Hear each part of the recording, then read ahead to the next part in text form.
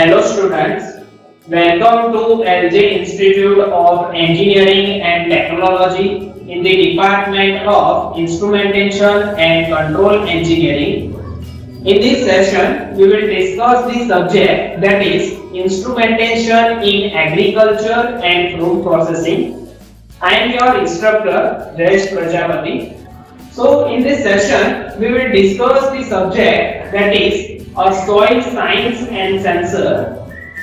Actually, in my previous video, we have already discussed this subject and we have studied the basic of soil science, and also we have studied different electrical properties of soil and sensor. Now, in this session, we will discuss the another electrical properties of soil. The content we have to study, that is the electrical properties of soil. So in this session, we will discuss the different electrical properties, like first, that is a soil salinity measurement. So we have to discuss how salinity is affect the soil and how salinity can be measured from soil. So different kind of sensors and instrument can be used for measurement, that we have to discuss in this session. Then we have to discuss the another electrical properties of soil, that is a moisture content. Then we have also discussed the another properties like temperature measurement. So here in this session, we have to discuss the three electrical properties: soil salinity, moistures and temperature. So we have to discuss these three electrical properties in this session. So let us start. First, soil salinity. So if we have to define the soil salinity, then it can be defined in this way. We can say that soil salinity is a salt content in the soil. The soil salinity does mean it is a soil content in the soil. The process of increasing the soil content is known as a salinization. So salt occurs naturally within soil and water. So we can say that if we have to increase the salt content, then process is called as a salinization. Then we can say that water and soil salinity are measured by passing the electrical current between two electrodes of salinity meters in a sample of soil or water. So water and salinity measured by passing electrical current by using same method with conductivity or resistivity. We have to use same method here for salinity also. Then we can say that soil salinity sensors are ideal for efficient in field monitoring of soil salinity with minimum disturbance to the soil profile. So soil salinity sensors is also useful for this also.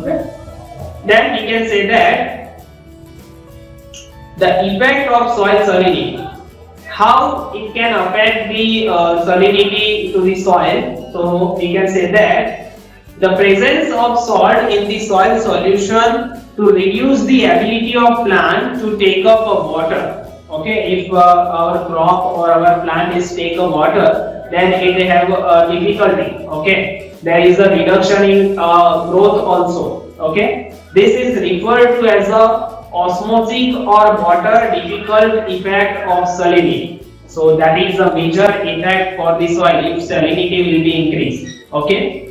Then another effect we can say that while salinity can improve the soil structure, it can also negatively affect the plant growth and crop. Then we can say that irrigating with water that has a exact amount of solution can adversely impact the soil structure, making plant growth difficult. Okay, irrigating with water that has also another effect to the soil. Then we can say that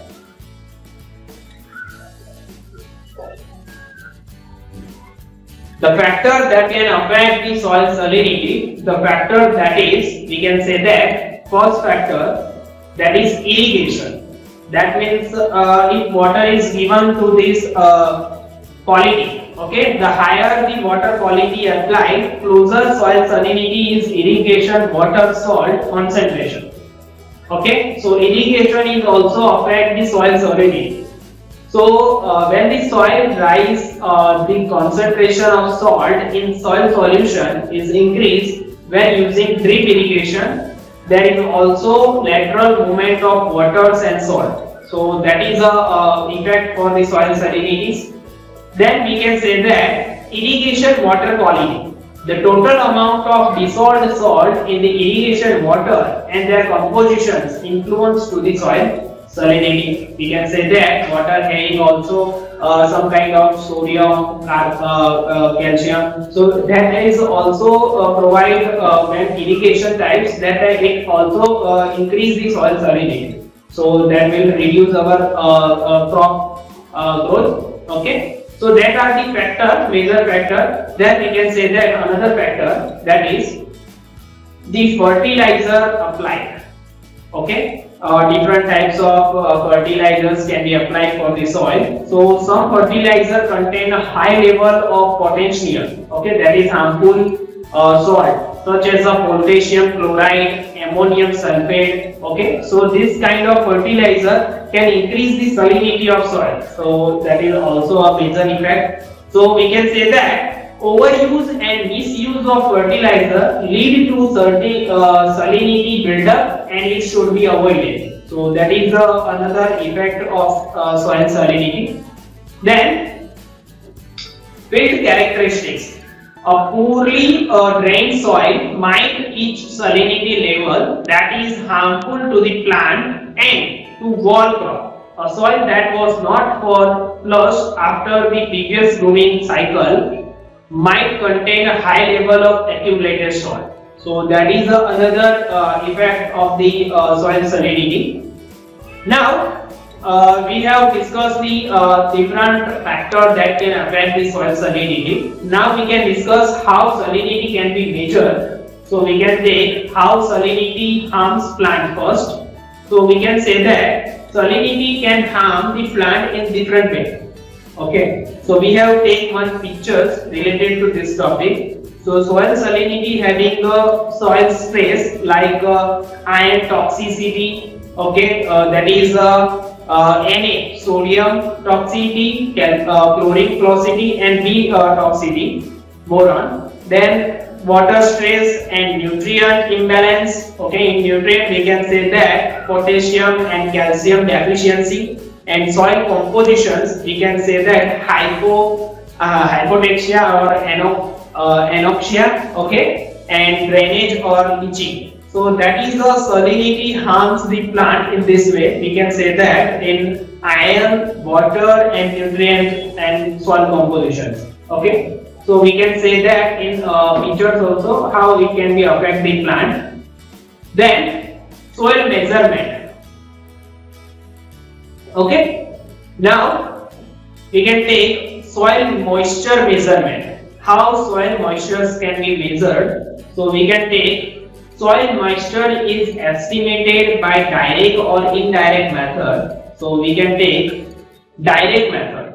A direct method involves the determination of moisture in the soil, while indirect method estimate the amount of weather through properties of water and the soil. Okay, so there are two methods to measure the soil moisture. So direct and indirect method that we have to discuss in this here.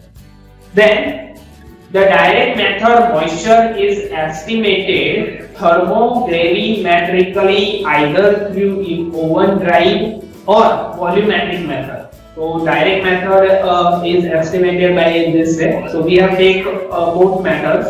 So we have first take drying method. So soil moisture contact measurement.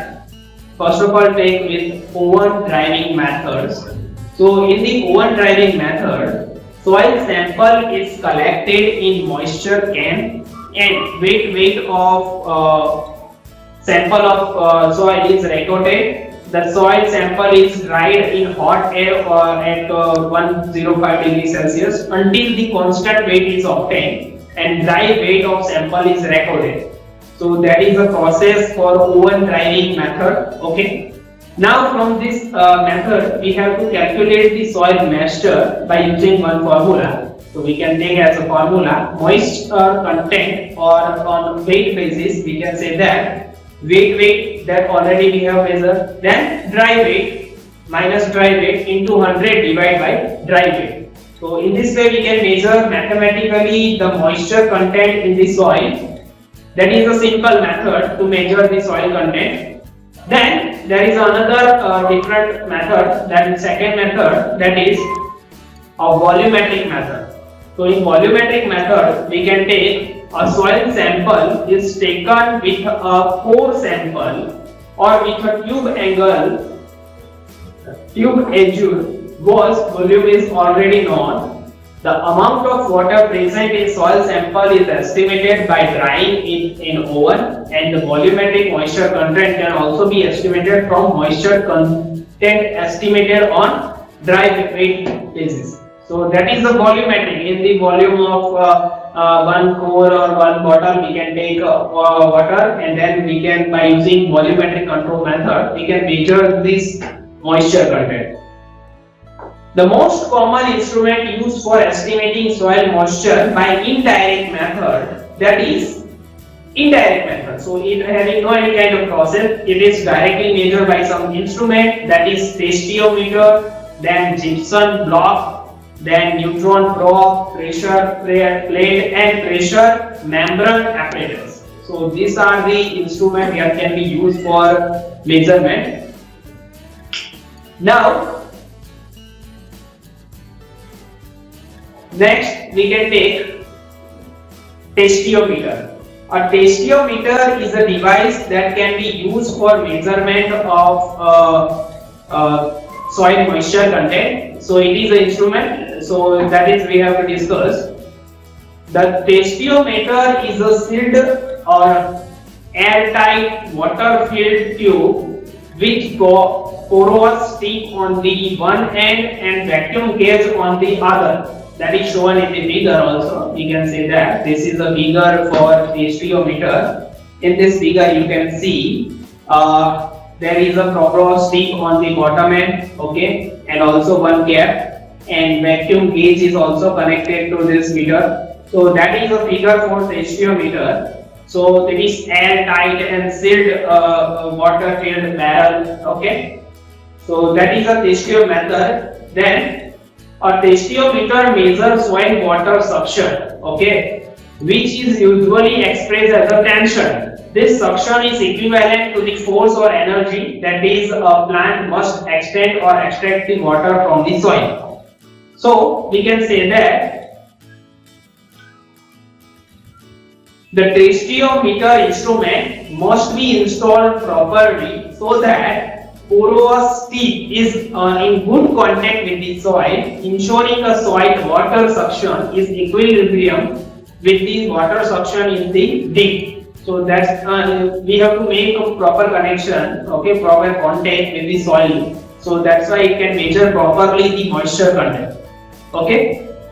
Then the suction force in the porous tip is transferred to the water column inside the tube and display on the tension reading on vacuum gauge. Soil water tension is commonly expressed in unit of bar or centimeters. So in this way we can measure the moisture content. So in this, if we have to see the practical view of testiometer, then it looks like this. Here in this figure you can see that is an instrument testiometer that is used for measurement of moisture content. So in this way we can measure this moisture content. Okay. Now in the next we have to discuss the temperature measurement. Okay. How we can measure the temperature and what is the important why we can measure the temperature of soil. So there are some reasons why we have measured this temperature of soil. So let us discuss. Soil temperature can serve as a useful guide for timing spring seeding operation. Okay. As per the season, we have to decide the crop or germination or harvesting. So that's why your soil temperature is most important point or most properties that can define how seeding operation can be done. Okay. Once the seed is planted, it is important that a germination process in uniformly without any delay. So that requires some temperature measurements. Okay. Then, if the soil is too cool, the germination is delayed, which result in seed damage and uneven or inadequate seeding emergence. Okay.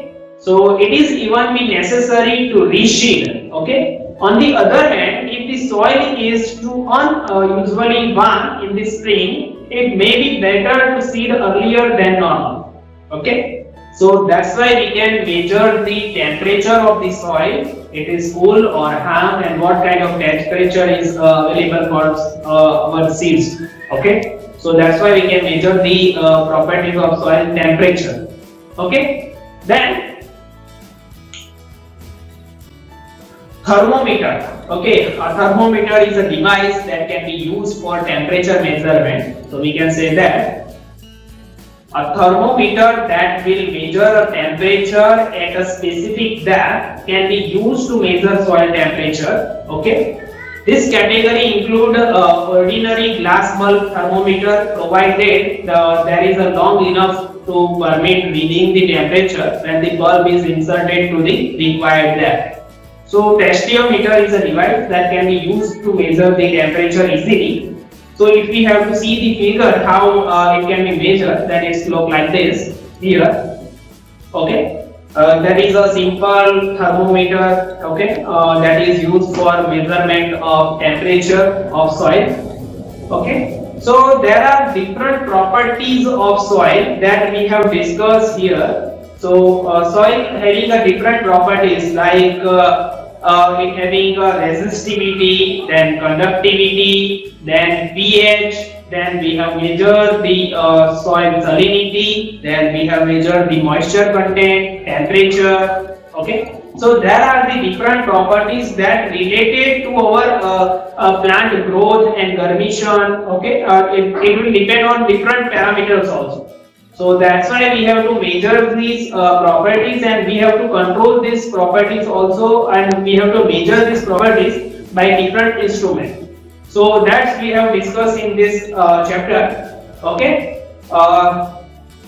So in this session, okay. Thank you. In this session, we will discuss only this. The next topics related to this or next chapter that we will discuss in our next session. Okay. Thank you very much.